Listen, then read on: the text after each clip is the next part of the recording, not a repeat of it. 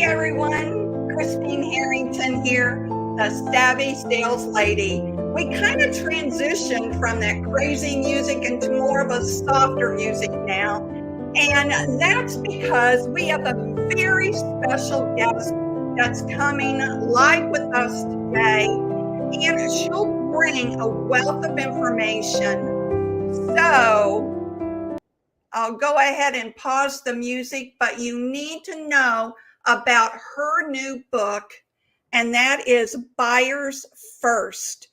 Buyer First. I mean, how many times in sales have we been telling you that buyers need to come first? As a matter of fact, I was doing a training yesterday on cold calling for a group of ladies, and they're just learning how to cold call. They've never cold called before. And frankly, it's hard when you've never cold called before to remember to put the buyer first. And they started using language of I want, or I'd like to, or I. You have to remove the I out of selling because it's not about you, it's about the buyer. And I would love to bring on our special guest who is going to give us all kinds of information about this. And that is Carole Mahoney. Thank you, Carole. Christine, you are speaking my love language. It's almost like you've read a book or something. Actually, I have read the book. I'm not completely through it because, as you know, I'm sure it happens to you, salespeople and sales influencers will send you their book to read. And I have a pile of books on my nightstand that I'm trying to plow through. But I gave yours priority, Carole. I want you to know that. Yeah. And I love, I actually love that I've had a couple of people reach out to me and say, I have bought every version. I've gotten the audio version, the Kindle version, the print version. I'm buying it for my team. And they're working through it. They're doing the exercises, and I'm collecting these photos from people of like sticky notes and highlights. Like if you see, a little bit higher on my bookshelf, like this is my bookshelf Bible shelf. Like they have sticky notes in them and highlights and things that I've learned. And I wanted that for this book as well. So I'm excited. And I was really excited to see that you do have exercises in your book. And so many times these sales books don't.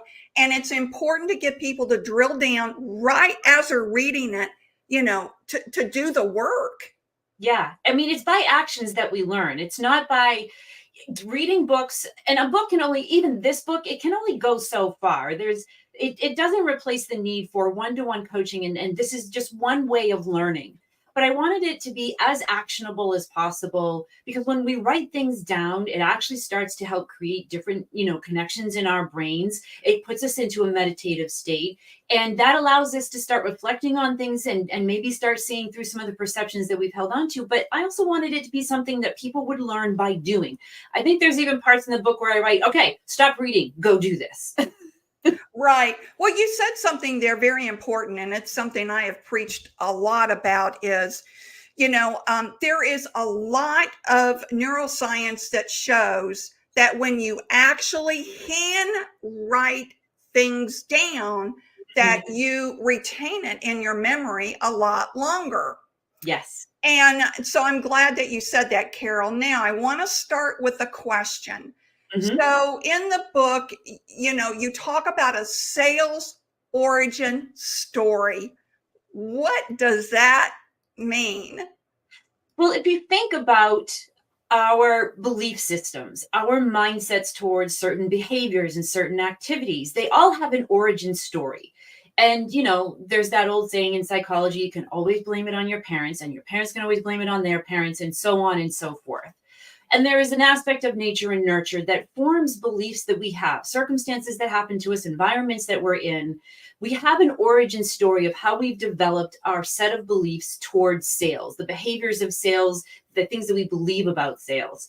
And this is critical when we start thinking about, all of the tools, all of the tactics, all of the millions of activities and things that you could do, except that it's not in the activities, but it's in how you think about those activities that's actually going to return results, that's going to allow you to put buyers first. And that's what the buyers are demanding today. And so the origin story is to really start examining where are my beliefs about sales coming from? What are the experiences that I've had in sales, either growing, for me, I write about my experiences growing up with my entrepreneurial grandparents and the used car salesman that moved in with us when we were really young, who was like the worst of the worst. And also my grown-up experiences with salespeople in companies, both in companies I worked in corporate America, and companies that I had to engage in salespeople to buy things from as a buyer. And that formed my beliefs about what sales was. And then that formed my inability or unwillingness to do certain sales activities or to do them in a way that was genuine, authentic, and putting buyers first. So that's one of the things that is important for us to understand. Where our behaviors coming from is to be understanding where did they start and what's causing them, so that we can actually get to the root cause of these things to make long-lasting behavioral change. Well, Carole, I don't know if you knew this, but I grew up in the insurance world. I mostly was in corporate insurance sales, and everywhere I went, they all had pretty much the same kind of sales training that never made sense to me. I mean, I'm just going to say it. It never, pardon me? I'm so glad you said that last part. I was waiting with bated breath. Yeah. It just never made sense to me, because it was always about the pitch, always about the demo, always about the presentation, all of these things. And when I finally got rid of that and started listening, and we were all taught in the beginning, Carole, that when we sat down with an insurance agent, we were supposed to chit chat, Oh, I see that you're a fisherman with that fish on the wall. And just the silliness of that, it always made me feel uncomfortable. So I would just go in and was like, I know your time is valuable. Let's get right to it. Yeah. and made it all about them. So in the book, you have these top 5 questions. So I'm big on preparing questions before going into. So can you elaborate on that, Carole? Yeah. And I talk about the questions as phases and layers that we go through, like the peeling of an onion. And this was something that I learned from David Hoffeld's book, The Science of Selling, in how question asking and asking sequential open-ended questions impacted people's brains in decision making. And the thing that was interesting is that when you add or ask elaboration or clarification, or what I like to call collaborative questions, because collaborative questions are open-ended, they seek the thoughts and opinions of the other person, that you can start to drill down into more specific details about what's going on with the buyer. So that's kind of the first question. What's going on now? What caused them to reach out to you? What caused them to react to a sales message or outreach? What caused them to download a white paper or attend a webinar? Whatever the case may be, is understanding where are they at right now. And then digging into a little bit deeper, what do they think is going on? What is the problem as they see it? What have they tried to do to fix it? What's worked? What hasn't worked? Why do they think that is? And then digging even further into, why is this even a problem at all? As in, why does it matter? What happens if you don't fix it? What do you hope happens if you do fix it? So we're starting to get into goals, and then understanding what the impact of that is. And then finally understanding what I call the closing sequence, which I borrowed from Dave Curlin in his book, Baseline Selling, which is a classic book, but still timely, in that we ask those last 3 questions. Do I understand everything about your situation, your problem, and what's going on? Do you believe that we have the solution and expertise to help? And do you want our help? And you can ask these types of collaborative questions that dig into specifics, that help you to collaborate and customize a solution, understanding what information is important to them, setting milestones and expectations along the way, bringing in multiple stakeholders with these types of clarification questions that you can drill down into even further. But at a high level, that's what helps us to understand. And by asking these collaboration questions or clarification questions, what it does is it helps the person asking the question to better understand the other person. But the real key thing is it also helps the person who's being asked the questions to start thinking differently and taking perspectives on their problems that they hadn't considered before, even if they opposed what they originally thought, which is our buyers. And then the last thing on these types of questions is that when these types of questions are asked, what they found happens is that it lit up the part of our brains where dopamine gets released, which means when we share our ideas and our thoughts and opinions on things, we get dopamine released. We get excited. We get happy. We want to see what's going to happen next. And, that's what our buyers are feeling when we're engaging in this kind of a conversation.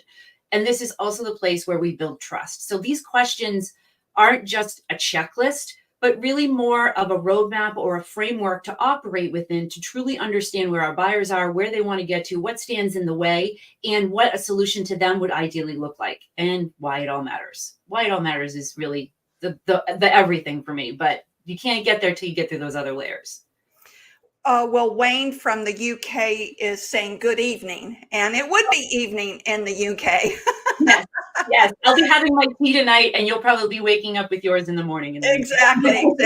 And the UK, I have quite a few connections in the UK, and they sell very differently than we do in the US. So it's always interesting to get their perspective. Now, about the questions, Carole, thank you for that explanation. And I hope it relieves salespeople's minds that questions that are delivered in the right way, asked at the appropriate time, is not interrogation. So I hear this so often in sales coaching is, well, I don't want to sound like I'm interrogating them. If you're asking them at the right time in the sales conversation, all it sounds like, and what it should sound like, is that you're interested enough in them to uncover either what they may think is their problem, but as you know, in sales, Carole, oftentimes you uncover what they haven't considered, right? And that is the ultimate goal, is to uncover what is it that they haven't considered? What is it that is really getting in their way of being able to make the decision to implement something that they've tried before, but it hasn't worked out very well for them? Like, what do they not know about what they're doing? On your point too about, that feeling like you're being interrogated. We talk a lot about the questions in sales, but we also don't talk enough about, one, the mindsets and beliefs that get in the way of having a natural conversation and not an interrogation. But also, two, is that a conversation isn't just one person asking questions and another person answering them. It's a back and forth. You ask a question, they give an answer. They might have a question that you go back and forth. You're offering answers and insights as you go. Just if you were to just go and listen to other people's conversations, like go to a bar or a restaurant, or just sit in a place and just don't eavesdrop, but yes, eavesdrop, and just listen to the back and forth that they have and the naturalness of a conversation. That's what we should be trying to get to in our sales conversations, that there's a natural flow of back and forth, and being cognizant of the fact that we love to talk about ourselves. It releases that dopamine. So we also have to, as salespeople, kind of take into account that we need to make it not about us, right? We need to make sure that the questions that we're asking are to help us to understand, not just to pitch our solution. When you go through this checklist, I'm going to ask this, and I'm going to ask this, and then I'm going to ask this, and then I'm going to ask this. Buyers feel like you're running through your checklist. You're not actually listening to them, because if you were, when you ask a question such as, we've tried to hire other people in the past that were consultants to do this before, but it didn't work out. A lot of salespeople will then go, well, that's why you should hire us, because blah, blah, blah, blah, blah. Instead of asking, well, why didn't it work out before? When did you first know that it wasn't starting to work out? And get an idea of the things that might get in their way. And if the thing that got in their way before is still present, then this might not work for them because they still have this major obstacle. And being able to then say, maybe this isn't the best solution for you. That's where you really start to build that trust. But you can't do that if you're so hung up on your checklist. Thank you, Carole. I mistakenly pulled you out of the podcast. Well, I'm back. Yeah, I agree with everything that you said. And there isn't enough conversation around the mindset of asking questions and digging in further without feeling like, and oftentimes this is what happens. People they make the assumption that if I think this way, then the buyer must think this way too. And as you know, assumptions are just the death of salespeople. They're Mhm. just the Mhm. death of salespeople. Now, Wayne has something else here. Been in sales for over a decade, but only recently, 3 years, carried a bag. Biggest challenge was trying to turn the ship of knowledge of yesterday's way of selling. Yeah. Yeah. And that's what we're talking about here. Thank you so much for that comment, Wayne, because what we're talking about is how do we shift a behavior, right? Like I think behavior change has started to become one of those cliche corporate words like change management. But the ability to inspire and create the environments and nurture behavior change in others, as well as taking accountability for your own changes and recognizing the need to do so, is not a skill that is natural to some people. Some of us have to go through some stuff in life to get to that point where we start to take ownership of that. So there's a certain level of maturity, but there are ways to create environments for people that they can do that. So Wayne or anyone else who's listening, if you find that you're stuck in the old ways of selling, though it's been drilled into them to do, I'm just going to throw it out there, BANT or spin, or, this other checklist that they're supposed to go through, and they can't seem to get their head out of that. Whenever you want to inspire behavior change in others, you have to first dig into what are their personally meaningful goals. A little bit of data for you. Out of 2.3 million sales professionals evaluated worldwide, what I found by analyzing that data is that salespeople and professionals who had personally written goals, meaning it meant something to them and their personal values in their way of life, had it written down, they had a plan for progress, and they reported that progress to someone else, were 298% more likely to be in the top 10% of salespeople. 298% more likely because they had almost 32% more skills, because they were open to learning new skills, because they were motivated by their personal goals to take the steps outside of their comfort zone to learn something new. That's one of the ways that you can take that wealth of knowledge from before and try to then help them transition that wealth of knowledge of what they know into something that they can use today. So, for example, you have veteran salespeople or experienced salespeople who know how to do proper research, and you can introduce some tools to help them to do that in a much faster and more effective way. Great. But lean on their skills that they've had before, because there have some strengths in there that have gotten them to this point. But then the other part of this behavior change is getting really objective. What are your strengths and what are your skills? And that's why I use that same data to evaluate salespeople in understanding the beliefs and mindsets that might be getting in their way of adopting these new types of behaviors and what exactly those behaviors are.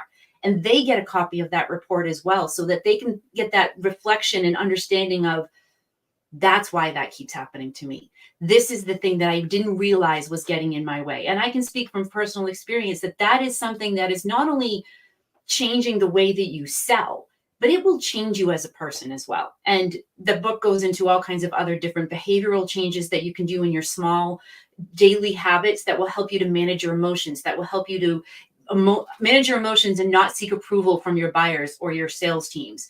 All of these are small things that we can do in small ways every day. And I think that's the last thing I'll talk about as far as behavior change goes, is be flexible with your teams and how they create their action plans. Hold them to accountability for what they say that they're going to do based on their personal meaningful goals. And then, create environments where they can learn from each other in a group setting to see, okay, I'm not the only one who's struggling with this. And then make those changes small. Don't expect that they're going to make large behavior changes in a short period of time, because that's just going to overwhelm them, which is going to get them emotionally involved, which is going to then cause them to seek approval from others because they're feeling it. So make it small, make it personal, make it meaningful, and lean on their strengths and help them to transition that into a new wealth of knowledge. Yeah, very good. Very good, Carole. And Wayne, I'll just add one more point to what Carole had to say. And that is, make a list of the changes you want to make. And then, as Carole says, just start small. Just start, take an entire year and go, okay, these are the 12 changes I want to make. And make it your absolute focus every month to only focus on one. And I'll tell you one thing I always do, Carole, when I'm trying to change my behavior, or if I am testing on different ways of selling, I test things on my friends. So if I'm going to go to lunch with a friend of mine, then I start this pattern of questions I've had in my mind to Mhm. see how it'll work on Yep. them. I still do the same thing. I do it to my husband. He knows that I do it to him, but I still manage to pull it off, which is a real like. But they know it's going to happen, and you could still. My kids, and although they've started to recognize it, my sister, my brothers, the grocery store clerk, the Uber driver, the Yep. waiter, the waitress, the bartender, the airline stewardess, anyone who comes in contact with me. I'm sorry. Yes, you are a test subject.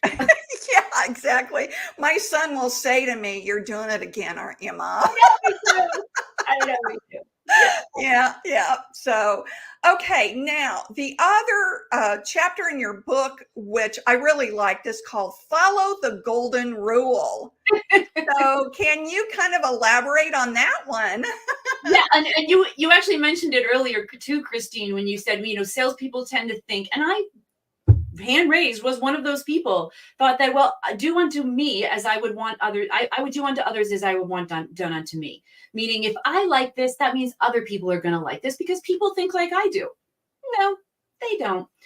In fact, the golden rule, the new golden rule is that those who have the gold make the rules.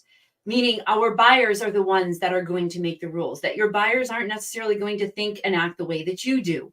Thank goodness for that too, because if our buyers thought the way that we did and bought the way that we did, then we would have an even harder time of trying to collaboratively sell with them. But that's another story. But that's what the new golden rule is all about, is that in this day and age, it is all about the buyer. Now, I could quote the overused stats of how far the buyer is through their journey and blah, blah, blah, blah, blah. But the fact of the matter is, like, there was 2 LinkedIn surveys that were done, I think 2020 and 2021. And what they did was they surveyed B2B buyers and asked, what is the most valued trait or part of the conversation that you have with salespeople? And there were 5 different traits: problem solving, critical thinking, active listening, question asking, and I'm forgetting the other one. And buyers said that the number one thing that they valued in salespeople was active listening. They asked sales leaders who were hiring salespeople the same question: what is the number one trait that you value when hiring salespeople? Active listening was last, flipping last, people. So, and this was just 2 years ago. Okay. So this is not like this is 2010 data or 2015 data. This was 2 years ago. And I even went in and started doing interviews of buyers. And that was the number one theme that I kept hearing over and over, is they're just not listening to me. Like Christine, you said earlier, they're going through their checklist. They're going through an interrogation. And active listening is the skill that happens when you're emotionally able to stay in the present moment, meaning you can manage your emotions. Your stress levels are good. All of these things that our personal lives impact our ability to be in the present moment, which is the number one thing we need to be able to do to actively listen. And we're so distracted by the technology, the bleeps, the blops, the social media things that are coming in, the new streaming thing that needs to happen. And I can tell you right now that I have had so much more peace since I've turned off all of the notifications. I've stopped listening and watching so much TV. And just being able to sit in silence for a little while has been so peaceful. But it's also helped me to stay in the present moment with my buyers so that I can actively listen. And that's what the new Golden Rule Foundation is all about. Well, you said a lot of the things there that I absolutely do myself. First of all, I wrote a piece on my website, and I believe I posted it on LinkedIn, about pondering. Nobody ponders anymore. You know, I don't think I've ever heard anyone say pondering even for the last couple of years. right, right. And it's like, take a break, sit down, think about what you're doing, ponder your strategies. Just don't, it doesn't have to be 2 to 3 second sound bites all the time. Just relax, sit back, ponder. And the other thing, Carole, is I think the best way to learn how to have a conversation, a sales conversation, is to learn how to cold call the right way. Cold calling, when you've got that other person on the phone, you have to listen to what they're saying. Oh, yeah. And you have to be able to not just fire off questions, but respond in a very thoughtful way that is, you understand what they're saying, and to keep the conversation going. Right. Because too many times salespeople are trying to sell on the phone when all they should be doing is booking the appointment Yeah. first. Yeah. And cold calling really does help you learn how to have a good sales conversation. What are your thoughts around that? Well, it reminded me of the story of Zach that I put in the book. And it's one of my favorite stories because, Zach was first BDR role right out of college. We went through the process of his personally meaningful goals and evaluated his sales strengths and skills. And, one of the things that he struggled with a lot was the need for approval. You're like, am I doing the right thing? And this is not something that's unusual, especially in new salespeople, because this is something they've never done before. So, as children, when we did something new, what did we do? We look to our parents for approval, kind of hardwired in our brains. And so for Zach, this was getting in his way. Like, I write the story in the book of how like I was doing cold calling and someone actually picked up the phone and I was like, oh crap, now what do I do? And Zach was having a similar experience in his new BDR role. Is he would send millions of emails every day, but to pick up the phone, oh no, I can't do that. And he would obsess over the perfect script. He would go into his company Slack channel, find out what everybody else was doing that was working. And so then finally, when he had to make the calls and he was all nervous about it, we would practice it. And, he's like, I don't know what to do when they actually get on the phone. I like freeze up. Like he at one point told me he had called in and his ideal customer was in a meeting with the CEO talking about the very thing that he solves a problem for. And he couldn't get a meeting. And he was like, what am I doing wrong? And so one of the things that I coached him on is that, like, for example, one of the things that he always got for pushback was, I'm about to go in a meeting. I don't have time to talk right now.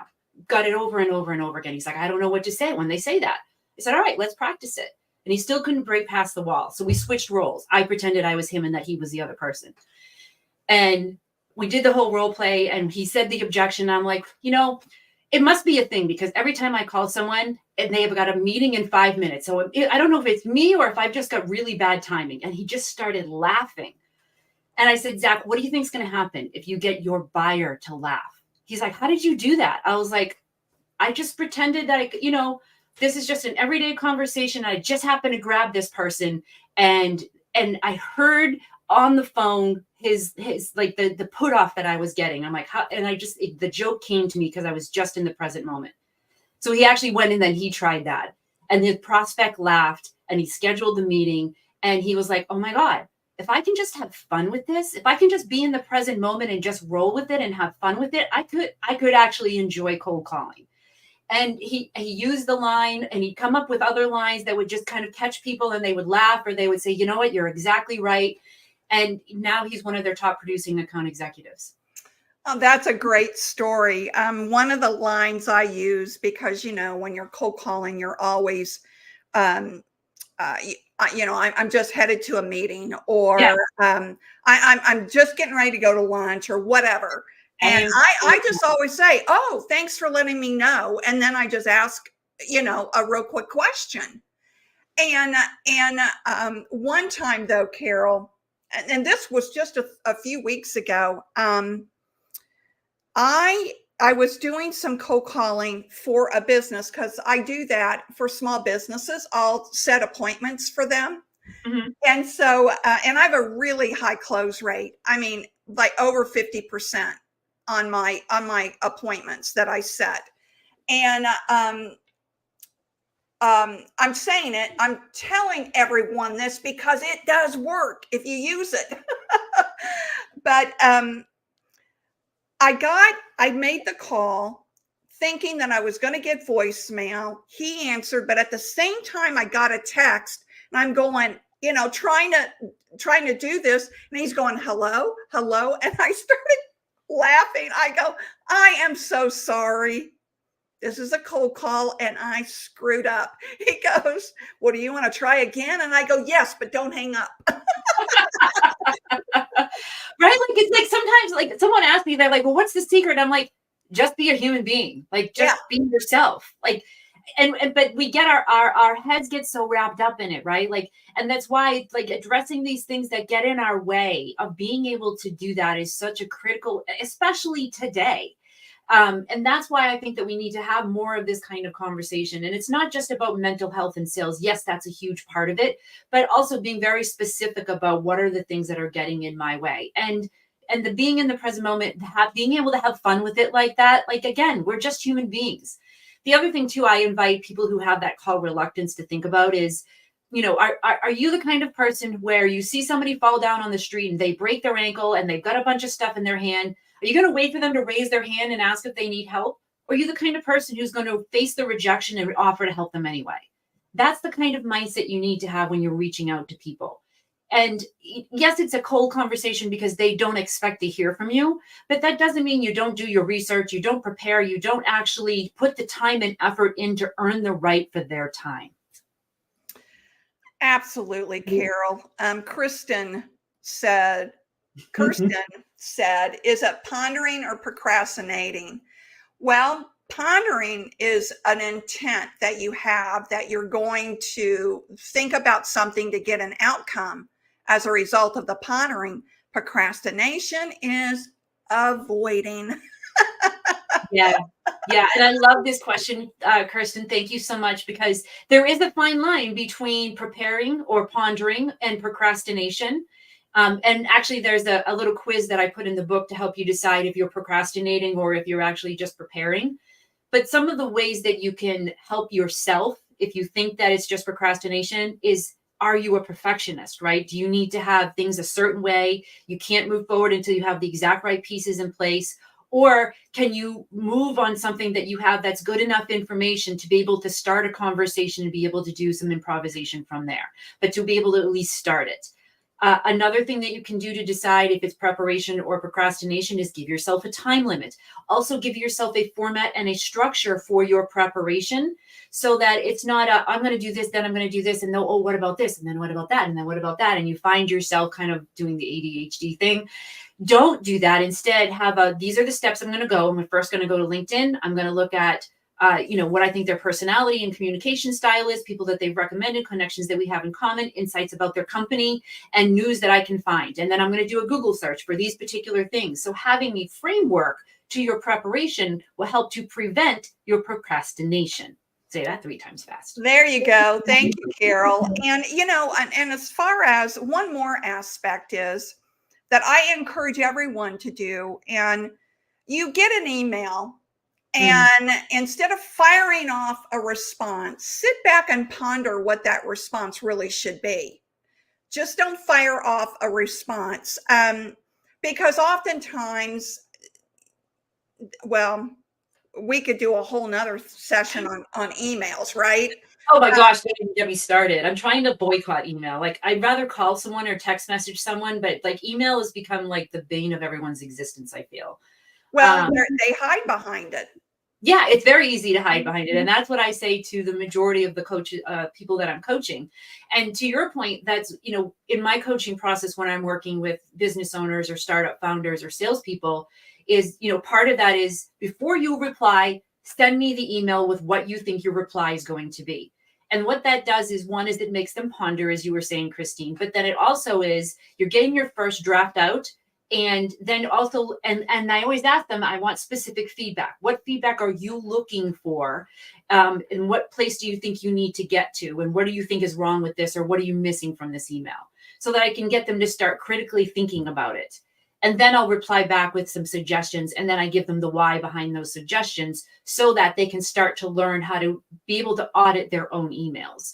But it takes that into account of taking that pause, that reflection, writing it out, seeking specific feedback and getting that feedback and then applying it right away. If any managers are listening to this, that's what you need to do with your salespeople, especially when they're first starting out in like onboarding, because once you can teach them how to properly do that with you, then they can start doing that with themselves. Exactly. Very good, Carole. I actually do the same thing.